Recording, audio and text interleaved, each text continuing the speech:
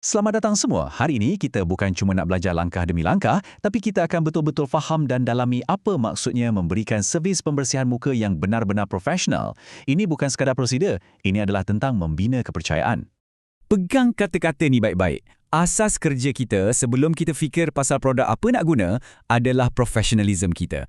Inilah yang akan membezakan servis kita, yang akan buat pelanggan rasa dihargai dan kembali lagi pada kita. Okey, jom kita mula dengan yang paling asas sekali. Sebelum tangan kita menyentuh kulit pelanggan pun, kita kena pastikan persekitaran kita selamat, bersih dan menenangkan. Ini adalah tapak pertama yang paling penting. Baiklah, lihat ni. Ini adalah peraturan yang tak boleh dirunding langsung. Maksudnya, no compromise. Setiap kali, stesen dan alatan mesti disanitasi, linen, tuala, semua mesti yang baru untuk setiap pelanggan. Tangan kita basuh bersih-bersih. Kalau boleh depan pelanggan lagi bagus, keyakinan dia terus naik. Dan ini, jangan sesekali double dip sudu atau jari ke dalam bekas produk. Kita tak nak pindahkan kuman kan?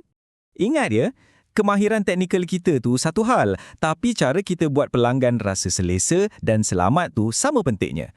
Sebelum sentuh muka dia, gosok-gosok tangan kita bagi suam sikit. Tak adalah dia terkejut. Guna suara yang tenang, jelaskan apa yang kita nak buat. Contohnya, okey puan, sekarang saya akan mulakan pembersihan pertama ya. Selalu periksa dengan lembut. Tekanan macam ni selesa tak? Benda-benda kecil inilah yang membina kepercayaan. Okey, sekarang kita dah bersedia untuk fasa pertama di mana kita akan mula menyentuh kulit pelanggan. Bahagian ini adalah untuk menanggalkan solekan, habuk dan apa-apa kotoran di permukaan kulit menggunakan susu pembersih atau cleansing milk. Jom kita perincikan langkah ni. Mula-mula, ambil produk dan letakkan dalam bentuk bintik-bintik kecil di seluruh muka supaya agihan nanti jadi rata. Kemudian, bahagian urutan. Ingat, gerakan kita sentiasa ke atas melawan graviti. Mula dari dagu, buat bulatan ke atas, keliling mulut, naik ke pipi, ke tepi hidung dan akhir sekali ke dahi. Gerakan ni bukan je membersih, tapi bantu lancarkan peredaran darah. Dan selesai urut, lap dengan kain bersih sampai tak ada sisa produk yang tertinggal. Selesai pembersihan pertama, kita terus ke fasa kedua, iaitu pembersihan mendalam. Fasa ni sangat penting untuk pastikan kulit betul-betul bersih dan bersedia untuk apa-apa rawatan seterusnya. Anggap je kita tengah sediakan kanvas yang sempurna.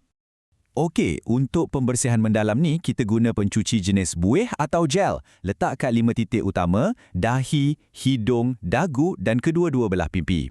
Ulang gerakan urutan yang sama macam tadi, tapi kali ni kita luaskan kawasan pembersihan sampai ke leher dan bahagian dada. Penting tu.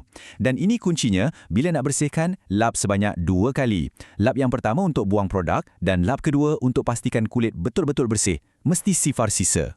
Kerja kita tak habis bila pelanggan dah bangun dari katil ya. Apa yang kita buat selepas tu sama pentingnya. Kita panggil ini penetapan semula profesional. Ini semua tentang sanitasi dan persediaan rapi untuk pelanggan kita yang seterusnya. Setiap alatan yang boleh diguna semula, contohnya span, wajib melalui proses ni. Tak ada jalan pintas. Sebaik sahaja selesai guna, terus bilas dengan sabun sampai bersih. Kemudian, rendam dalam larutan disinfektan mengikut masa yang betul. Lepas tu, biar ia kering sendiri di udara di tempat yang bersih. Jangan lap atau simpan masa ia masih lembap, nanti bakteria membiak. Ini standard profesional kita.